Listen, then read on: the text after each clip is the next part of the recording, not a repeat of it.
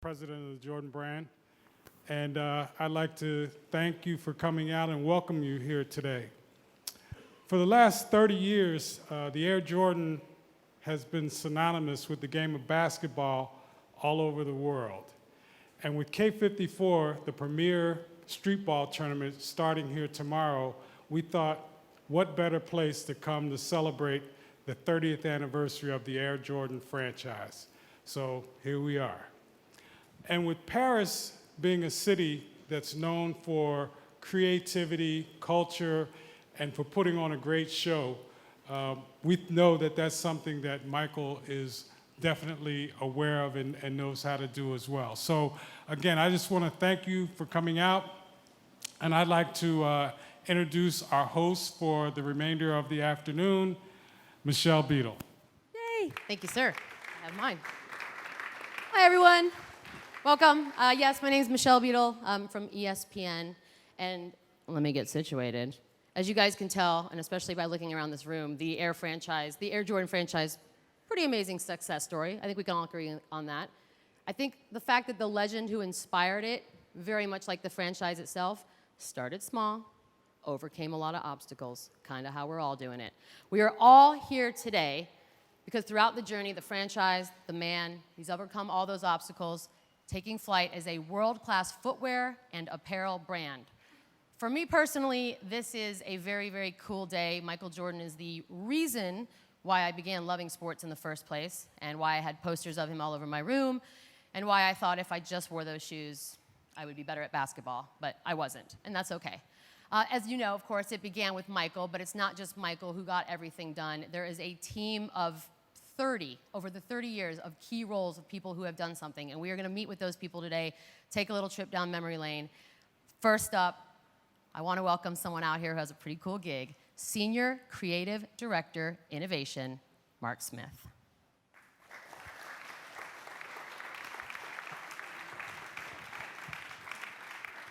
Hey, guys. I was like, oh, or not, either way. I feel like I could make up the answers, but they'd be wrong. No, you sit here, and then we do like Letterman. Here? Yeah, no, this one. I can sit here. And then you can pick whichever one you want after that. Okay, you've worked obviously on a lot of Air Jordans. Do you have a favorite? Do you remember the favorite one? I always say the favorite one is always the next one, because you never know what is coming. But that's the first one, so it might be my past favorite one. What's it like working with him? It's cool. It's like what an honor to be able to sit and have the best seat in the house between two amazing, they're not here yet, but empty chairs. You know, icons, the best player in the world and the best designer in the world in our industry. So being able to do that is, I just like to carry their bags. That's why I like saying that. I think it's more than that. Your job is very interesting in that you live in sort of that crazy space that's between art and culture and the actual innovation. So each project, how do you approach it?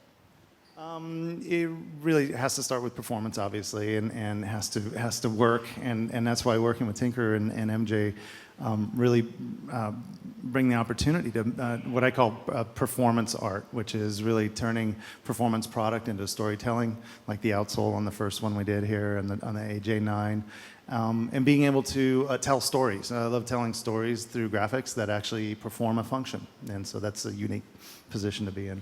One of the things has to be the laser. That was the Air Jordan 20. Sort of combined laser, a whole cultural influence as we're looking at it. The vision for that, can you tell us about it? Yeah, I mean, really, it was a work of a lot of people. We said we wanted to tell MJ's story, but really, through the design process, we tried a lot of different things. And the icons were big, and there were only 6 of them, and then there were 23 of them. They got smaller, and then we said, let's do 200 of them. 100 on one shoe and 100 on the other, and that was a goal. And we said, can I create a living tapestry? Is what we call that. The Air Jordan 29. It's the weaving process. You skipped the 23. I know, but that's what we're supposed to do. I think we're supposed to just look at it and then go on to the 29. It's okay. I can only do what I'm told. The weaving process itself, how do you get to a method like that? It was one of those things where we'd seen a lot of tests on a new process, and it had never been done before, but what it offered us was the ability to build the lightest and best fitting product out of the box. and that gave us an opportunity to really explore how minimal we could actually get a product, and it really came out really pretty well, very well. You're going to stay out here. I'll stay right Because here. I think it's vital that you stay out here. Yes, okay. It's fascinating to watch this journey happen. This brand, at least for me, my entire life has been happening. It's influencing both culture, on, off the court. Stick around, because we're going to call up a guy now, very important as well. I can see you smiling because you're excited about it. He's done a few things. He's back there somewhere. He, just a little bit of a past here, excelled at numerous sports, graduated from college with an architectural degree, no big deal. I'm just going to keep going on that.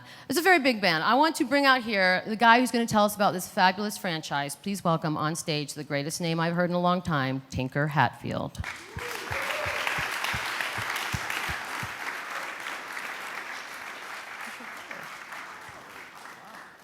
Hey there. I'm very proud of you guys not bringing water out here. I'm shocked a little bit. Dang. Sit. All right, let's go. That actually would be kind of nice, but it's a little warm for all that. Good to see you, Michelle. Good to see you. It's been a long time. Oh, I used to see you on television. Oh. Well. Sports Nation, everybody. Sorry. Sports Nation. Oh yeah, I think it's huge in It's her big show.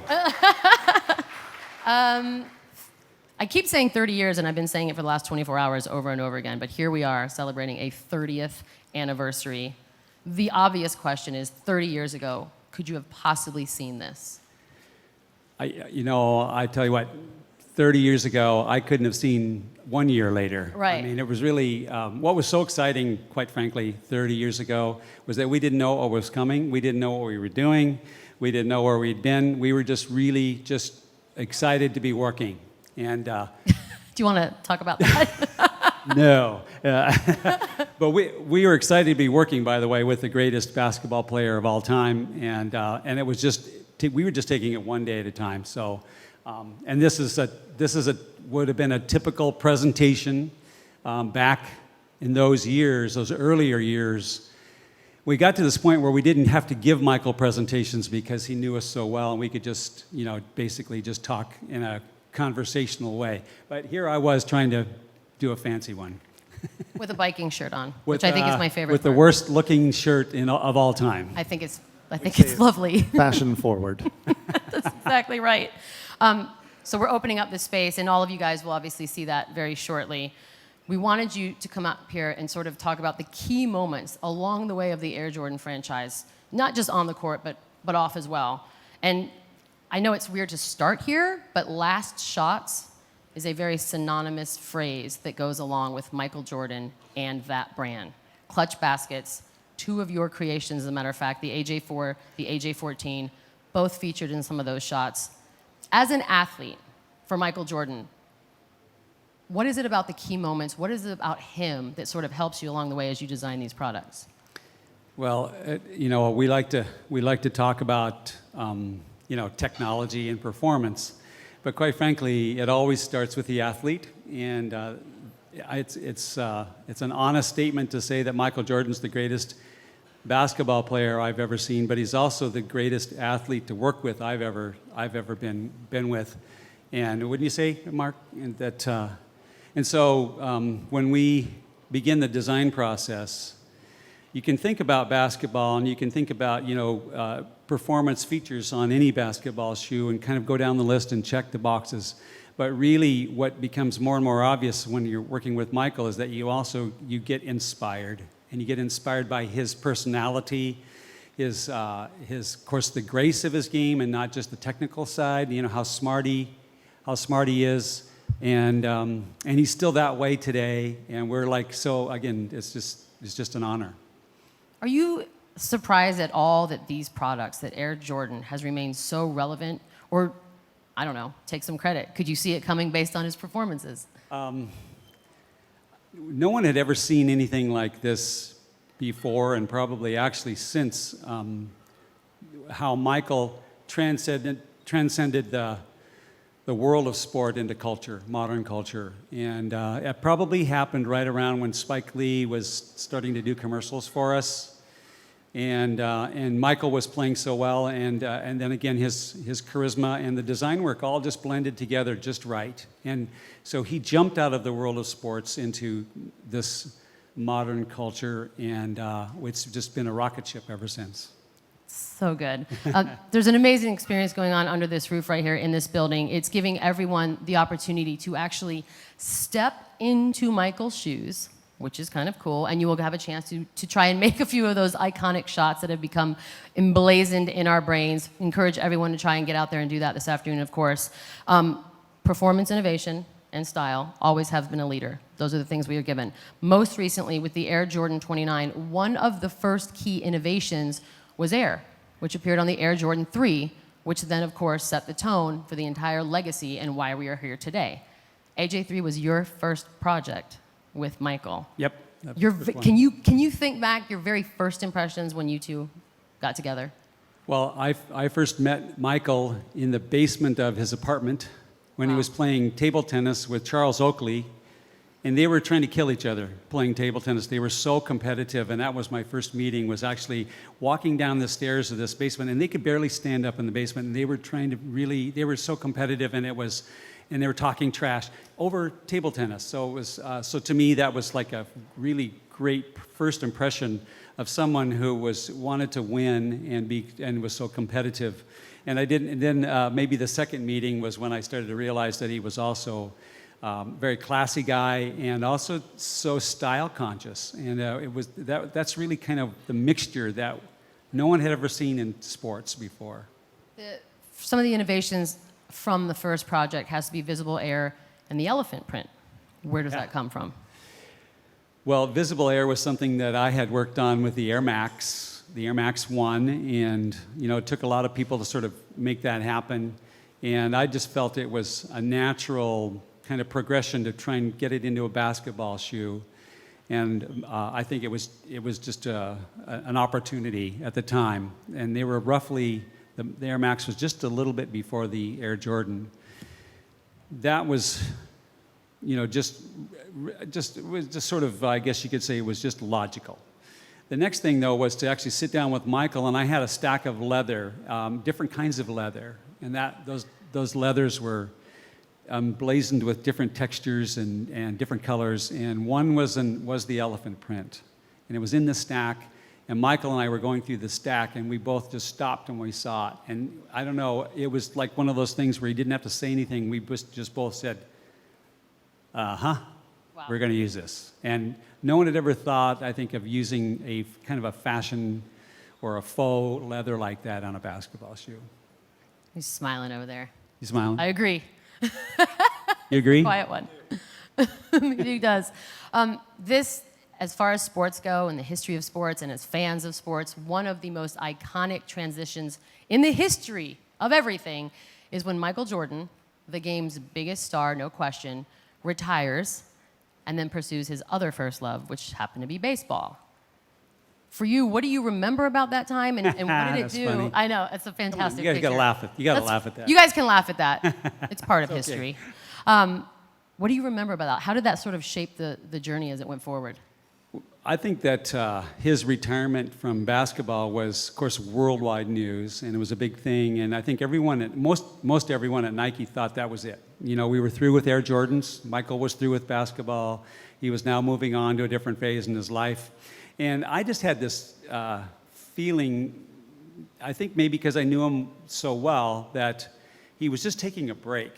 And while he was playing baseball, I kept working on Air Jordans, even though he wasn't really playing basketball or wasn't really that available for meetings. I just kept working on the Air Jordan 11, which admittedly, again, he wasn't necessarily going to ever wear. And the Air Jordan 11 is probably one of the most iconic shoes of the entire line. And I remember visiting him in Birmingham, Alabama, underneath a minor league baseball stadium with a locker room full of young guys snapping towels and throwing water and goofing off after the baseball game. And I remember presenting Michael with this idea, which he actually initiated because he always wanted to do a shiny shoe. And I don't think either one of us knew what that meant, but ultimately, I guess I figured it out, and I brought the design to him, and then, of course, we worked after that a few times to refine it. The visual of a minor league baseball team and all of this is going on. Meanwhile, this shoe is happening. The one thing I kind of want to ask you about is, so you're still working on it. You're the one who thinks, oh, I think he's just taking a break. Or were people sort of like, oh, Tinker, you got to move on? I'm actually proud to say this, that there were some people who wanted me fired. They were so mad that I was continuing to spend time and money working on Air Jordans, especially the 11, and especially since it was such a weird and different shoe that, I don't know, it was just a difficult time, but I just had faith that it was the right thing to do, to keep working hard on it. And then when it was all said and done, and the shoe came back, and the shoe got made, and Michael came back, and he won a championship in it, it was kind of fun to actually sort of say, I told you so. And I think it was Michael's way to say, I told you so, too, that he could come back. Because a lot of people didn't think it could happen. I have to believe I told you so is universally agreed upon as one of the greatest things you can say. Absolutely. Doesn't matter what language you speak. I will do it every time. I told you so.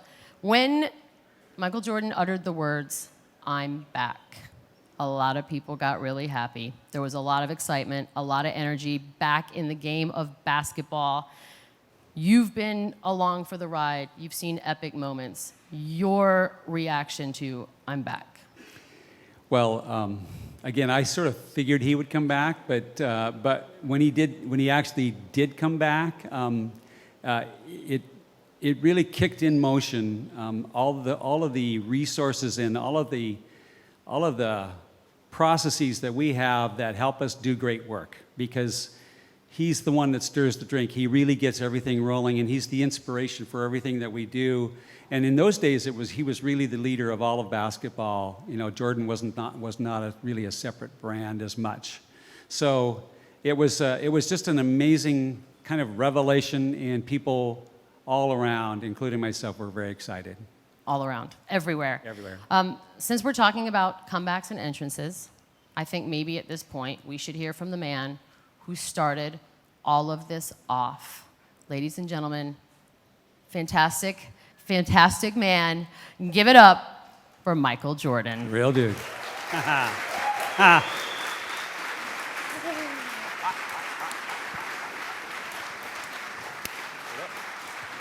You brought the water out.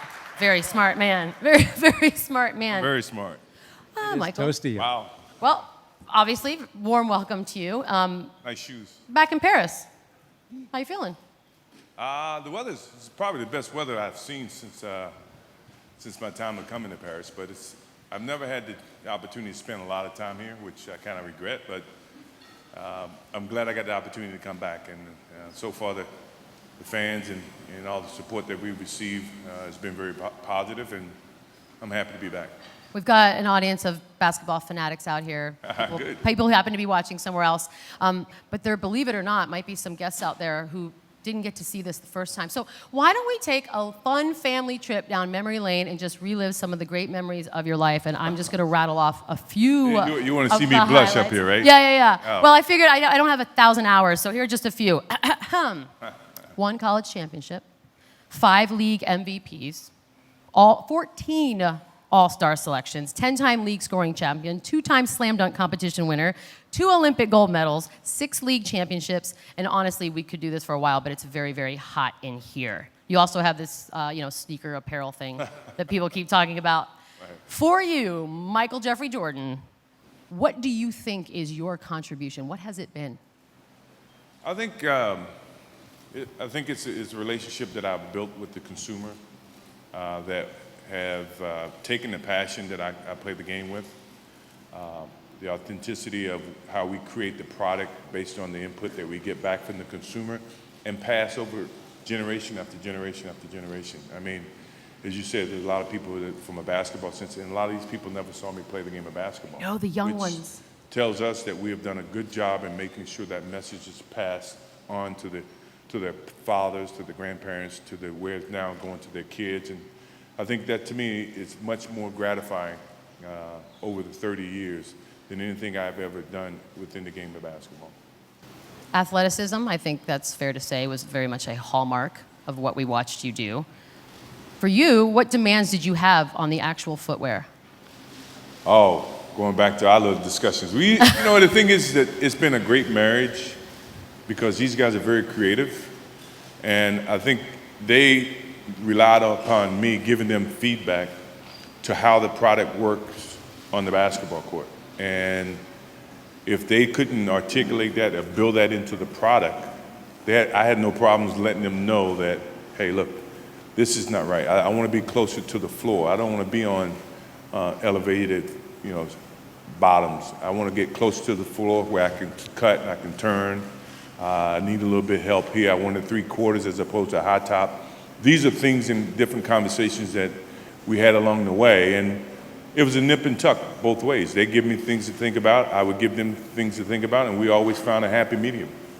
Tinker, I was just helping him out a little bit with his turnaround jumper. I had to, help him. Yeah, right. I taught him how to push off before he would shoot. oh. Yeah, right. that's a big one. I mean, he's at the peak of his game and everything, and you're over here designing the shoes. Was there pressure in that job? You see the dialogue? Yeah, I know. I can See how we it seems lasted for difficult to 30 deal years? with. Pressure? Did you feel it? I mean, you have the greatest guy in the game, and you're doing the shoes. I never really thought of it as pressure. I always, and I think maybe that's something that you learn when you're an athlete at any level. You learn how to compete under pressure, and you just don't think about it. You really just focus on doing your job out there as an athlete, and so I felt like that was the same with the design side. I never really felt too over-pressured. And it was always fun to sit down with Michael because he exuded the epitome of coolness in the heat of battle, and that's one reason why he performed so well at the very biggest moments. And I think I tried to channel that a little bit at myself. You know what pressure is? Pressure is a moment when you're not prepared. It affects the way you play. Right. And the thing that, and these guys know, we talk about this all the time. I said, it was never a pressure moment because I felt like I was prepared for any moment. So when the time happens, I can respond. These guys are similar in an attitude that their minds are always open. They didn't have a fixed way that they feel like they had to build a product. So when the time came to have different dialogue about it, they were very open, and it was easy for them to change direction or understand what I was saying. So to me, that's what pressure is. There's no reason for them to be under pressure because they're prepared for anything. Any comments that come from me, they can go and build it. And I felt like that's the way we handled our business for 30 years now. That always kind of came back to confidence. Yes. When you're confident in your team or yourself and through preparation Yep. and being able to maneuver in the midst of change, Right. that became a big part of it. So I think the confidence was a big deal. Should we break down a little bit of the game today? I'd love to hear your comparison. When you're playing, it's a lot of ISOs, post play. Today we're seeing it, watching the Warriors play right now. Perimeter, space. How do you see the two? How do these two compare?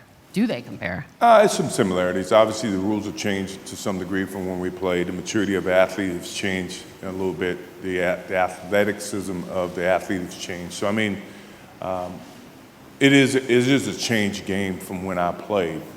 But that's how the game evolves, and the younger kids are playing, the more athletic kids are playing, the younger kids coming out of college are playing, and they're learning on the go, whereas when I played, it was much more mature players. They go to college for at least 3 years, 4 years, and then they come in a much more mature state. So, I mean, it's changed a little bit, but the love of the game of basketball and the entertainment of the game of basketball has not changed.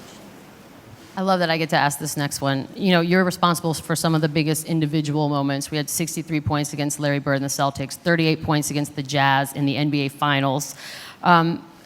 This is it.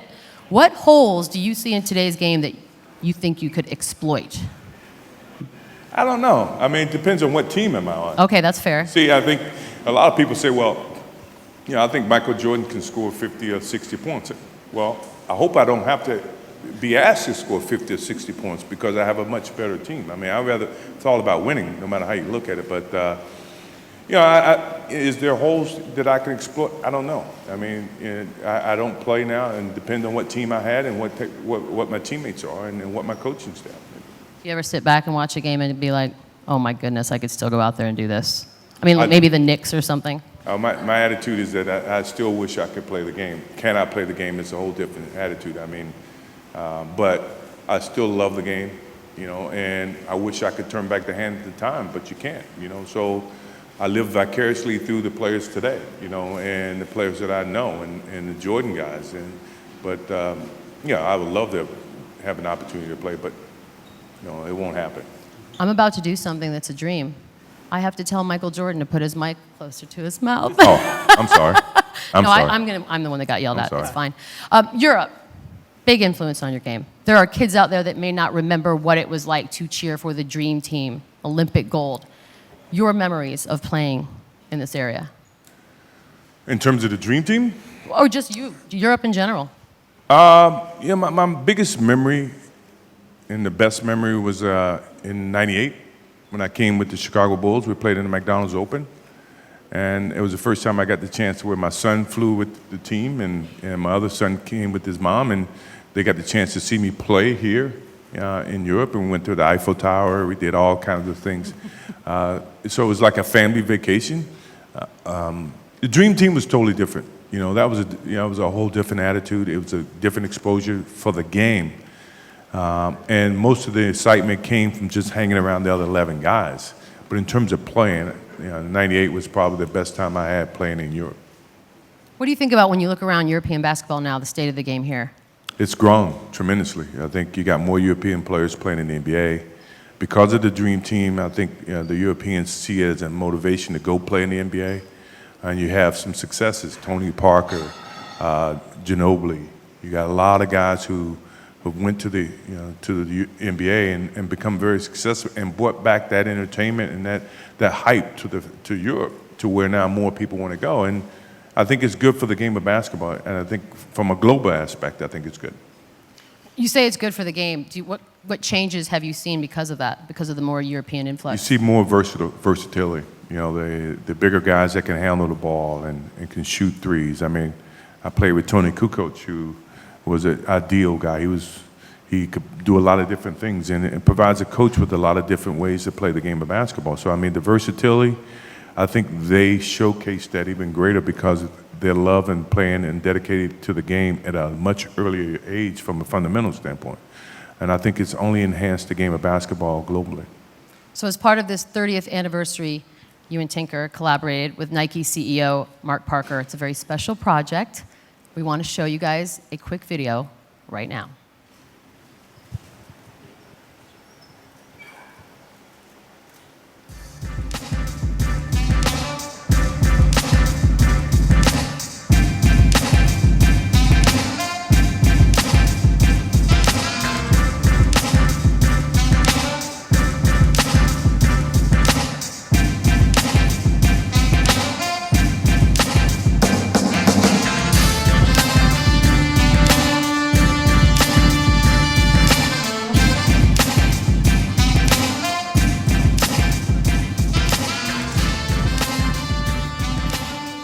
Well done, Tinker, sporting them, modeling them right now. They will be available first thing tomorrow exclusively in Paris. They look good. They look really good. They feel good. They feel Yeah. great. Apparently, you got to know somebody. I know. Why aren't you wearing them, by the way? He didn't get the memo. I feel bad. For you two, the Air Jordan franchise, separately, what has it meant to you? It's a tough one, right? No, it's not Okay, tough. good. I'm glad. I think it's. I think we guessed right. 30 We didn't years know we ago. were doing it first, but And it just happened. We had a great collaboration between parties. The Nike Jordan relationship that was started in '85 has evolved 30 years later, and we would have never guessed 30 years later we would still be doing things like this. But the beauty of it is that we have a great working relationship. We have a great understanding, and when you have that type of relationship, you never know how long it's going to last. Anything's possible. And we've proven that 30 years later that anything's possible, that we've been able to connect with that consumer 30 years later and still going strong. yeah, it's for me. You asked kind of what does it mean, and I just feel like I have just been so fortunate to have been connected with Michael early on, the greatest of all time, not just as a player, but a great guy, a great personality, and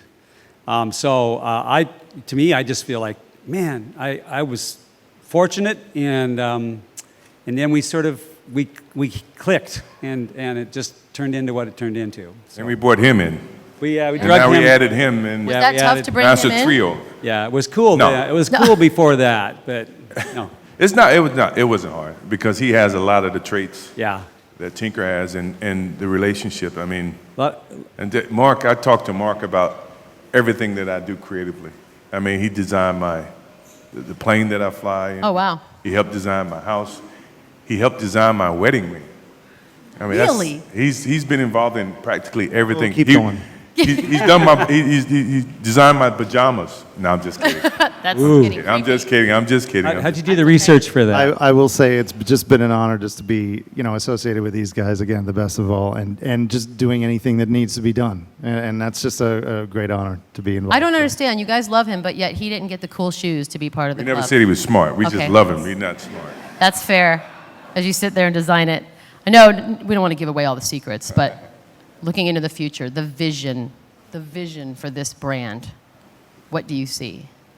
Well, it's no limit, which is one of the things that in how we present this whole project is that we're open-minded to anything. We got baseball in our eyes, we got football in our eyes, we got golf, we did tennis, we got track and field, we got women, we got a lot of different running. So it's a lot of opportunities out there for us. And once again, we listen, we talk amongst ourselves, we look at ideas, we look at different products, different styles, and then we implement that into whatever we choose to do. If it's a Ferrari, if it's a nice pair of Pardon me? Italian shoes, or if it's a nice jacket, these guys take it and implement it within the product, which I think is so unique in the talents that they have to do that. I was just going to say that when you kind of get rolling with this stuff, one thing that's also really great about Michael was that we actually keep expanding our team. So, like Mark was, added to our team, and Jimo Wong, I want to give him a call out for really coming up with some of the credit Good here. clap. Jimo Wong.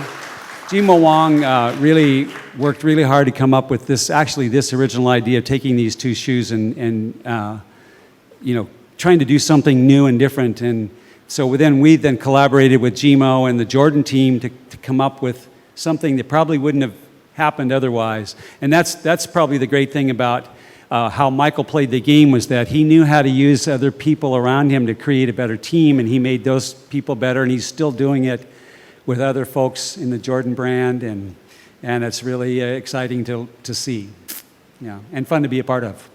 It's got to be fun. It's got to be a really, really cool job. Mark, Tinker, Michael, I personally want to thank you guys for this. This has been very informative, and it's very cool to sort of take a look back and be in the room when you guys are coming up with the things that we are so used to seeing. 30 amazing years. Thank you all. Thank you for being the best that ever was, and that is not up for discussion. Go check out the building.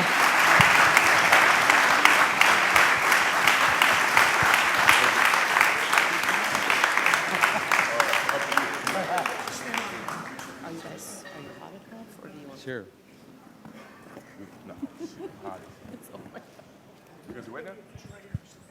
Oh, shit. Oh, goodness.